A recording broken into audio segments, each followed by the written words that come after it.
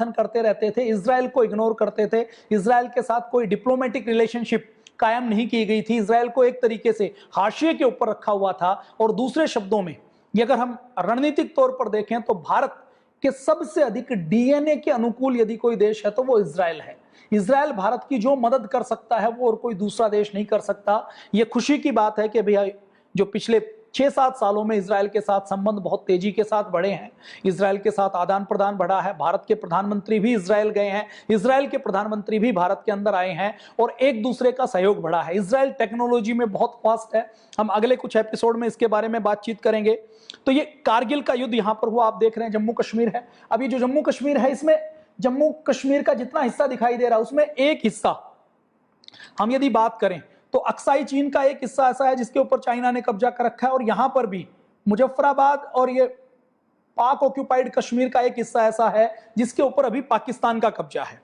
चलिए आगे देखते हैं। अब ये आप इसमें देख पा रहे हैं, ये कारगिल का ये जो युद्ध लड़ा गया था, यहां पर जो घुसपैठ हुई थी, ये देखिए दुनिया का इकलौता युद्ध है। ये जो कारगिल का सेक्टर है, ये बटालिक का सेक्टर है, सियाचिन के पास का सेक्टर है, ये वो है जो पूरी दुनिया में 2nd नंबर का कोल्डेस्ट स्थान है। अगर इसकी हम बात करें तो एशिया में सबसे ज्यादा ठंडा स्थान है, जहां पर गर्मियों में भी जून जुलाई के अंदर भी रात को तापमान -20 तक जा सकता है, ऐसा रिकॉर्ड किया गया है। और सर्दियों के अंदर -50 डिग्री तक, 50 डिग्री तक यहां का तापमान जाता है। तो ऐसी विपरीत परिस्थितियों के अंदर भारतीय सेना ने युद्ध किया था, और युद्ध करते हुए पूरे संयम का भी परिचय दिया था कि युद्ध बहुत अधिक फैल ना जाए। यह अकेला ऐसा युद्ध था भारत और पाकिस्तान का। भारत पाकिस्तान के साथ 1948 में एक युद्ध हुआ, 47-48 में, 1965 में युद्ध हुआ, 1971 में युद्ध हुआ। ये जो तीनों युद्ध लड़े गए ये अलग अलग सीमाओं के ऊपर लड़े गए, लेकिन ये कारगिल का युद्ध ऐसा था जो कारगिल, बटालिक, द्रास, इस एक सेक्टर के अंदर लड़ा गया था। आप सामने देख पा रहे हैं, सामने स्क्रीन के ऊपर आपको दिखाई दे रहा है, ये जम्मू कश्मीर का मैप आप देख रहे हैं, इंटरनेशनल मैप है। इसमें आपको दिखाई देगा पीओके को ग्रीन कलर से दिखाया गया है। इस पीओके को हमें वापस लेना है, पाकिस्तान के साथ वापस लेना है। और अभी जो चाइना अपने भारत के ऊपर टेंशन दिखा रहा है, उसका एक बड़ा कारण यह भी मानना है रणनीतिकारों का कि पीओके के ऊपर भारत कुछ बड़ी कार्रवाई करने वाला था। माननीय प्रधानमंत्री मोदी जी इसके संकेत दे चुके थे, होम मिनिस्टर इसके संकेत दे चुके थे, डिफेंस मिनिस्टर इसके संकेत दे चुके थे, भारत के चीफ ऑफ आर्मी स्टाफ ने इसके संकेत दे दिए थे। तो कुछ बड़ा वहां पर होने वाला था। लेकिन चाइना ने यहां पर जो अक्साई चीन के अंदर, गलवान घाटी के अंदर जो टेंशन पैदा की है, उससे ये पता लगता है कि चाइना का बड़ा इंटरेस्ट पीओके के अंदर है। पीओके के अंदर इंटरेस्ट क्यों है? क्योंकि पीओके के अंदर से चाइनीज पाकिस्तानी इकोनॉमिकल कॉरिडोर जा रहा है, और चाइना इस पीओके के माध्यम से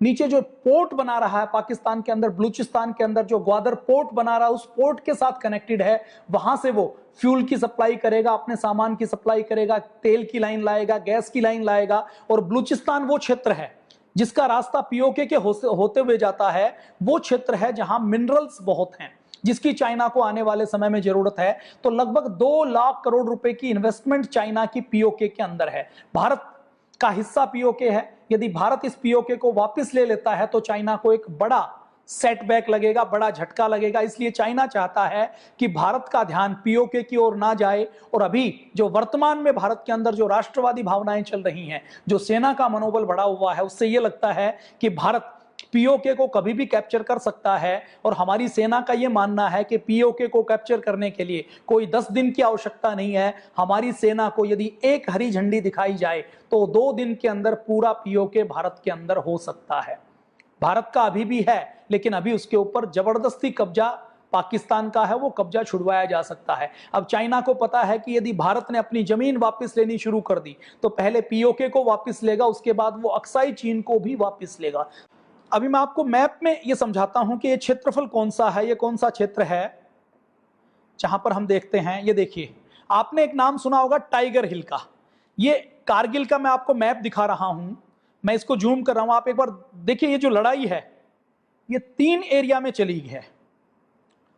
ये लड़ाई मुख्य रूप से 3 एरिया के अंदर चली है। आप इसमें देख पा रहे होंगे, ये जो खारबू का और कक्सार का इलाका है, इसको बोलते हैं कारगिल का सेक्टर, इसको बोलते हैं कारगिल का सेक्टर। और फिर ये आगे बटालिक का सेक्टर है, और उसके बाद फिर ये द्रास का सेक्टर है, और फिर ये मस्को वैली का सेक्टर है। इन 4 इलाकों में ये लड़ाई लड़ी गई थी। कारगिल का नाम आपने सुना है, बटालिक का नाम आपने सुना है, कक्सर और खारबू का नाम आपने, द्रास का नाम सुना होगा, कक्सर खारबू का नाम आपने कम सुना होगा, तोलोलिंग का नाम आपने खूब सुना होगा, टाइगर हिल का नाम आपने सुना होगा। ये वो लड़ाई थी जो 18,000 फीट की ऊंचाई पर लड़ी गई थी। ये वो लड़ाई थी जिसमें दुश्मन की पोजीशन बहुत मजबूत थी। दुश्मन ऊपर बैठा हुआ है, दुश्मन का विजन कहां तक है, 30 किलोमीटर 40 किलोमीटर तक है। हमारे सैनिकों को जो चढ़ाई चढ़नी है, उस चढ़ाई के अंदर दुश्मन बिल्कुल ठीक सामने है। और जब ये कंडीशन कैसी है, ये कंडीशन ऐसी है कि दुश्मन ऊपर से, पाकिस्तानी सैनिक यदि ऊपर से कंकर भी गिराते हैं तो वो 600 किलोमीटर पर आवर की रफ्तार से नीचे गिरता है। मतलब उनका दागा, उनका गिराया हुआ एक पत्थर भी गोली की तरह, बम की तरह काम करता है। और आप अंदाजा लगाइए कि दुश्मन चोटी के ऊपर है, हम दुश्मन को देख नहीं सकते, दुश्मन हमें देख सकता है। तो हमारे सैनिकों ने कितनी बहादुरी के साथ, कितना अपनी जान हथेली पर रखकर इस लड़ाई को लड़ा होगा, आप इसका अंदाजा लगाकर देख सकते हैं। तो ये लड़ाई जब लड़ी गई तो इसमें भारत की सेना की ओर से, क्योंकि इसमें रेशो कितना रखा जाता है, पाकिस्तान की ओर से लगभग एक्टिवली 5,000 सैनिक इसमें लगे हुए थे। और ये जो पूरा इलाका है, ये सैकड़ों किलोमीटर का इलाका है। ये जो रास्ता आप देख रहे हैं, ये जो रास्ता आपको दिखाई दे रहा है, ये रास्ता आप दिखाई दे रहा है जिसको मैं हाईलाइट कर रहा हूं, ये हाईवे है। ये NH1 जिसको बोलते हैं, ये हाईवे श्रीनगर को लेह लद्दाख से जोड़ता है। मतलब अभी का जो लद्दाख और लेह है, इस लद्दाख और लेह को ये हाईवे जोड़ता है। ये जो लेह लद्दाख है, इसको यही हाईवे जोड़ता है। और ये हाईवे, पाकिस्तान की सेना की और चाइना की योजना क्या थी कि यहां से ये जो हाईवे है इसको हम कट कर दें, जिससे लेह लद्दाख को और कैप्चर किया जा सके, लेह लद्दाख को कट कर दिया जाए। आपने जोजिला पास का नाम सुना होगा, ये जोजिला पास यहीं पर है। तो इस हाईवे के ऊपर जब ये टाइगर हिल पर, यहां से टाइगर हिल से जब अटैक करते थे तो ये अटैक से गोलीबारी टाइगर हिल से सीधी NH1 के ऊपर कर सकते थे, मस्को वैली से, यहां से तोलोलिंग से, और तोलोलिंग के आसपास की जो दूसरी 2 पिंपल चोटियां हैं, जो दूसरी चोटियां हैं, 5140 है, जो 4857 चौकी है, इन चोटियों से वो सीधा अटैक करके हमारे हाईवे को कट कर सकते थे। आज भी आप जब श्रीनगर से लेह लद्दाख जाते हैं तो आप देखते होंगे कि हाईवे के साथ साथ एक बड़ी ऊंची दीवार बनी हुई है। वो दीवार बाद में बनाई गई, वो दीवार इसीलिए बनाई गई ताकि हमारे वाहन वहां से जा सकें और गोलीबारी करके, शेलिंग करके पाकिस्तान हमारे हाईवे को, हमारे लेह लद्दाख को, हमारे भारत के एक बड़े हिस्से को हमारे श्रीनगर से बाई रोड से काट ना सके। तो इसके लिए किया गया है। इस कारगिल के युद्ध में हमारे भारत की ओर से लगभग 30,000 सैनिक लगे, पाकिस्तान की ओर से 5,000 सैनिक तो बिल्कुल फ्रंट लाइन पर थे। और देखिए, जब दुश्मन की पोजीशन इतनी मजबूत हो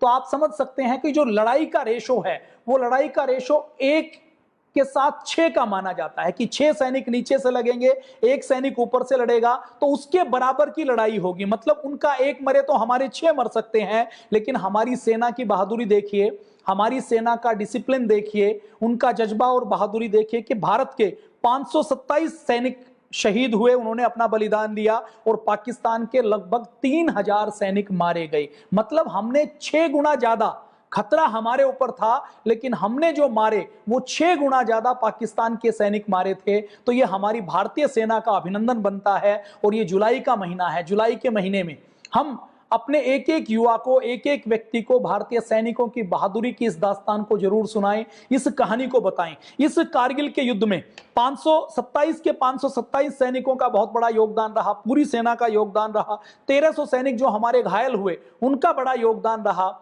जो बैकएंड के ऊपर काम कर रहे थे उनका योगदान रहा, लेकिन जो सबसे बड़ा योगदान रहा, तो इस कारगिल के युद्ध में 4 हमारे सैनिकों को परमवीर चक्र के साथ नवाजा गया था।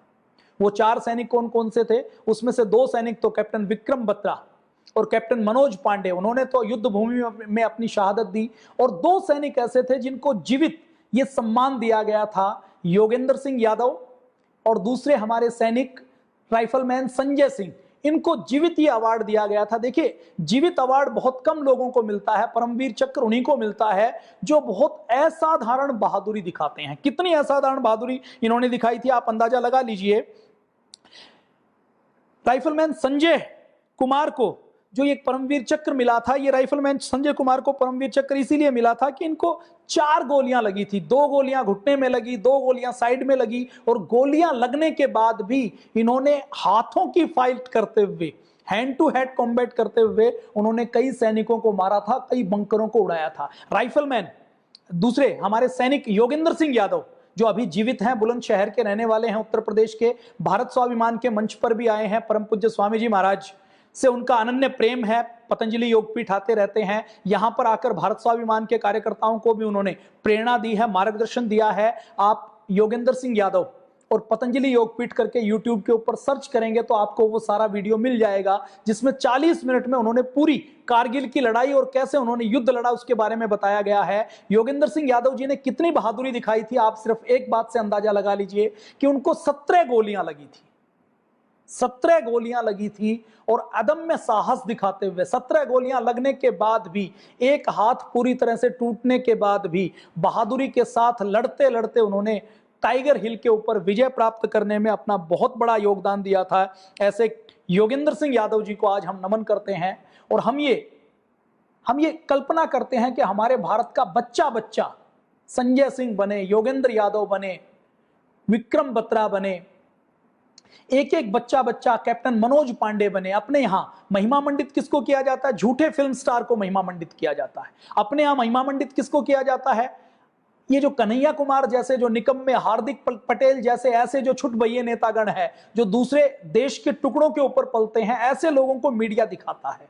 ये कारगिल का विजय दिवस का 21 वर्ष पूर्ण होने का सप्ताह चल रहा है, तो इसमें हमें एक एक कारगिल के परमवीर चक्र विजेता के शहीद की कहानी दिखाई जानी चाहिए। जब तक हम अपने राष्ट्रीय नायकों को खड़ा नहीं करेंगे, अपना चरित्र खड़ा नहीं करेंगे। देखिए, जो 4 व्यक्ति जिन्होंने परमवीर चक्र विजेता बने हैं, कैप्टन विक्रम बत्रा की हमने बातचीत की थी। बचपन में वो सैनिक स्कूल में जाते थे, सैनिकों को देखते थे तो उनके मन में संकल्प था कि मुझे तो सैनिक बनना है। उनके पास हांगकांग से मर्चेंट नेवी का ऑफर था, 5 लाख रुपए महीना कमा सकते थे, लेकिन 5 लाख रुपए महीना की नौकरी को ठोकर मारकर उन्होंने कहां पसंद किया? भारतीय सेना में सेवा करना पसंद किया। जो कहते थे कि मुझे मुसीबतें ढूंढना अच्छा लगता है, मुझे खतरे उठाना अच्छा लगता है। जब उन्होंने एक चोटी को फतेह कर लिया और उनको जब कहा गया कि रेस्ट कर लीजिए अब आप, क्योंकि 18,000 फीट की ऊंचाई के ऊपर जब कोई ऑपरेशन करने के लिए जाते हैं तो ये वो ऊंचाई है, ये वो जगह है जहां पर भयंकर ठंड में जब ऑक्सीजन का लेवल कम हो जाता है तो व्यक्ति खुद का वजन नहीं उठा पाता, खुद के कदम साथ नहीं देते, खुद का शरीर साथ नहीं देता। समतल जमीन के ऊपर चलने में भी दिक्कत होती है। गाड़ी के अंदर भी जब हम कारगिल के सेक्टर को, जोजिला को पास करते हैं, लेह लद्दाख में जाते हैं, तो डॉक्टर कहते हैं कि 7 दिन कम से कम आराम कर लीजिए, उसके बाद ही आप अपने रूम से कदम बाहर निकालें। ऐसी स्थिति के अंदर अपने बिस्तर को, अपने अपने अपने हथगोलों को उठाकर, अपनी राइफल को उठाकर, अपनी रस्सियों को उठाकर, अपनी सारी मेडिसिन को उठाकर, अपने सारे हथियारों को, वेपन्स को उठाकर, और ऐसी जगह पर चढ़ाई करना जहां पर दुश्मन की गोलियां आती हैं, दुश्मन के गोले आते हैं, दुश्मन के पत्थर आते हैं, ये कितनी वीरता और बहादुरी की कहानी है। मुझे लगता है इससे बड़ा और कोई एडवेंचर नहीं हो सकता। कैप्टन विक्रम बत्रा की बात हमने परसों की थी, 7 तारीख को। आप में से जिन जिन भाइयों और बहनों ने वो एपिसोड नहीं देखा हो तो वो देख सकते हैं। आज हम विशेष रूप से बात करने वाले हैं राइफलमैन संजय सिंह की, हमारे योगेंद्र सिंह यादव की, हम आज बात करने वाले हैं मनोज पांडे की। ये जो लड़ाई हुई थी, इस लड़ाई में हम बात करें तो इस लड़ाई में जो युद्ध हुआ था, इस युद्ध में नेशनल हाईवे को वो काटना चाहते थे। नेशनल हाईवे को काटते हुए उनकी ये योजना थी कि लेह लद्दाख को कैप्चर कर लिया जाए, जैसे अक्साई चीन को लिया है, अक्साई चीन के बाद आगे वाले हिस्से को ले लिया जाए। अब ये 2017 की एक न्यूज है। 2017 में ये बटालिक सेक्टर में हमारे सैनिक कैसे ड्यूटी करते हैं, आप अंदाजा लगा लीजिए। एवलांच आते हैं, मतलब बर्फ खिसक जाती है। 3 सैनिक मारे गए थे, 2 लापता हो गए थे, उन सैनिकों को रेस्क्यू किया गया। तो वहां पर एवलांच भी आते रहते हैं, बर्फ खिसकती रहती है। तो ऐसी स्थिति के अंदर भी जाकर हमारे सैनिक अपने प्राण हाथ पर रखकर हमारे देश की सेवा करते हैं। अब ये आपको इसमें दिखाई दे रहा है, ये देखिए अक्साई चीन है, ये अक्साई चीन है। अब उसके बाद आप ये दौलत बेग ओल्डी, ये वो स्थान है जहां पर अभी जहां पर झगड़ा चल रहा है, अभी चाइना के साथ जो झगड़ा चल रहा है। ये सियाचिन ग्लेशियर है। 1987 में सियाचिन के ऊपर भारत ने, पाकिस्तान इसके ऊपर कब्जा करने की सोच रहा था, लेकिन भारत ने उससे पहले ऑपरेशन सफेद सागर चलाते हुए इसके ऊपर कैप्चर किया था। ये टाइगर हिल और ये कारगिल का इलाका है, ये लेह लद्दाख है। अब ये जो लेह लद्दाख की ओर जाता है, ये कारगिल से होकर रोड जाता है। ये अक्साई चीन, इधर चीन है, ये यहां पर चीन है, तो ये चीन की मंशा क्या है, पाकिस्तान की मंशा क्या है, इधर पाकिस्तान है, इधर चीन है। तो चीन और पाकिस्तान चाहते हैं कि इस लेह लद्दाख को काट दिया जाए और इसको आधा चीन अपने हिस्से में मिला दे, आधा पाकिस्तान अपने हिस्से में मिला दे। और देखिए ये जो दोनों दुश्मन देश हैं हमारा, चीन और पाकिस्तान, ये दुश्मन एक ही हैं। यहां पर दौलत बेग ओल्डी के पास एक बड़ा इलाका ऐसा है लगभग 35 स्क्वायर किलोमीटर का, जो पाकिस्तान के पास पहले था, पाक ऑक्यूपाइड इंडियन टेरिटरी थी, जिसको पाकिस्तान ने चाइना को गिफ्ट कर दिया था। तो ये आप देख पा रहे हैं, कारगिल का सेक्टर देख पा रहे हैं, टाइगर हिल देख पा रहे हैं, ये देखिए टाइगर हिल है, ये आप लेह लद्दाख देख पा रहे हैं। इसमें आपको और दिखाई दे जाएगा, इसमें आपको ये लाइन ऑफ कंट्रोल दिखाई दे रही है, ये इंटरनेशनल मैप मैं आपको दिखा रहा हूं, इसमें देखिए आपको ये लाइन ऑफ कंट्रोल है। इस लाइन ऑफ कंट्रोल के साथ साथ देखेंगे ये श्रीनगर है, और श्रीनगर से कारगिल होते हुए लेह का रास्ता जाता है। अब यहां से कारगिल के पास उन्होंने, यहां कारगिल सेक्टर में, कारगिल के आगे बटालिक और कारगिल के पीछे द्रास और मस्को वैली में, यहां पर उन्होंने चोटियों के ऊपर आकर बैठ गए और उनका मंशा क्या थी कि हम यहां से इस हाईवे को कट कर देंगे तो हम आगे लेह लद्दाख को कैप्चर कर सकते हैं। अगली वाली चोटी में देख लीजिए, ये व्यू थोड़ा पीछे की ओर से है, इसमें आप देख पा रहे हैं कि ये इधर टाइगर हिल है, यहां पर आपको टाइगर हिल, ये द्रास का टाउन है, ये द्रास का टाउन है, और ये आप ये जो येलो कलर में आपको दिखाई दे रहा है ये नेशनल हाईवे है। अब टाइगर हिल के ऊपर जो व्यक्ति है और टाइगर हिल के साथ जो दो पहाड़ियां हैं जिसको टू पिंपल बोला जाता है, राइनोटॉप बोला जाता है, ये इनकी आप देखिए ये जो पहाड़ियां हैं, ये जो पॉइंट है, ये कैप्चर करना कितना मुश्किल है। टाइगर हिल के ऊपर कोई व्यक्ति है तो उसकी रेंज कहां तक जाती है, वो कहां तक देख सकता है। और यहां से जब चढ़ाई करनी है तो यहां से कोई भी पत्थरों की आड़ नहीं है, कोई चढ़ने की व्यवस्था नहीं है, यहां से पत्थर भी गिराते हैं तो वो 600 किलोमीटर पर आवर की रेंज से जाता है। अब आप ये देखिए 4875 नाम का एक पॉइंट दिखाया गया है, ये देखिए कितना शार्प एजिज है, कैसे इसमें चढ़ना मुश्किल है ये इसमें दिखाया गया है। और यहां से जब शेलिंग करते हैं, बमबारी करते हैं, तो इस रोड को बहुत आसानी से कट किया जा सकता है। तो ये पाकिस्तान की योजना थी। हमारे परमवीरों ने, ये हमारे 4 परमवीर चक्र विजेता ऐसे हैं, शुरू में आप देख पा रहे हैं कैप्टन मनोज पांडे, जो सीतामढ़ी के रहने वाले थे, बिहार के, अत्यंत सामान्य परिवार में जन्म लेकर उन्होंने बहुत बहादुरी का काम किया। दूसरे कैप्टन विक्रम बत्रा, जो पालनपुर हिमाचल प्रदेश के रहने वाले थे। तीसरे हमारे राइफलमैन संजय सिंह, राइफलमैन संजय सिंह हिमाचल के बिलासपुर के रहने वाले हैं। और चौथे योगेंद्र सिंह यादव, ये उत्तर प्रदेश के रहने वाले हैं। कैप्टन मनोज पांडे बिहार के नहीं, सीतामढ़ी नहीं, सीतापुर उत्तर प्रदेश के रहने वाले हैं, जिन्होंने लखनऊ में पढ़ाई की। ये आप परमवीर चक्र, महावीर चक्र, वीर चक्र, अशोक चक्र, कीर्ति चक्र, शौर्य चक्र, ये आप देख रहे हैं। हमारे छोटे छोटे बच्चों को हमारे विद्यालयों के अंदर कम से कम हमारे परमवीर चक्र विजेता सारे महापुरुषों की कहानियां तो रटवा देनी चाहिए। जब तक हमारी नई पीढ़ी इनको पहचानेगी नहीं, तब तक हमारी नई पीढ़ी देशभक्त नहीं बन सकती। कैप्टन विक्रम बत्रा का मैंने बताया, कैप्टन मनोज पांडे खुद जब वो कॉलेज में पढ़ते थे, स्कूल में पढ़ते थे, तो उनको जब कोई सैनिक दिखाई देता था तो उस सैनिक के आगे पीछे घूमते थे। जब वो एनसीसी में थे तो एनसीसी में उनके यहाँ जब कोई सेना का अधिकारी या सेना का सैनिक आता था तो काम नहीं होता तो भी उसके साथ रहते थे। पढ़ाई में अव्वल थे, स्पोर्ट्स में 1 नंबर के थे, पढ़ाई में 1 नंबर के थे, संबंधों को निभाने में सारी जितनी योग्यताएं होनी चाहिए वो सारी योग्यताएं उनकी थी। वो कुछ भी पढ़ाई कर सकते थे, आईआईटी भी कर सकते थे, आईआईएम भी कर सकते थे, वो एमबीबीएस भी कर सकते थे, वो कुछ और भी सिविल सर्विसेज की परीक्षा पास कर सकते थे। लेकिन उनका एक ही सपना था कि मुझे ज्वाइन करनी है तो केवल आर्मी ज्वाइन करनी है। और जब उन्होंने एनडीए का एग्जाम दिया और एग्जाम देने के बाद जब उनका इंटरव्यू लिया गया, उनके क्लास से, उनके कॉलेज से 66 बच्चों ने एग्जाम दिया था, उनके साथियों ने। जब उनसे पूछा गया कि आप क्या बनना चाहते हो, आप क्यों बनना चाहते हो, आप आर्मी क्यों ज्वाइन करना चाहते हो, तो उनका एक ही उत्तर था कि मुझे परमवीर चक्र विजेता बनना है, मुझे परमवीर चक्र लेना है। आप देखिए, एक 12वीं पास करके कोई बच्चा सेना में भर्ती होने के लिए जाता है, और सेना में भर्ती होने के लिए कैरियर के लिए नहीं जाता कि मुझे सैलरी मिलेगी। बाकी लोगों ने तो उत्तर दिया कि हमें सेना अध्यक्ष बनना है, हमें चीफ ऑफ आर्मी स्टाफ बनना है, हमें तो ब्रिगेडियर बनना है, हमें तो जनरल बनना है, हमें तो सेना के बाद चुनाव लड़ना है। लेकिन कैप्टन मनोज पांडे का टारगेट फिक्स था। क्या टारगेट था? कि मुझे परमवीर चक्र विजेता बनना है।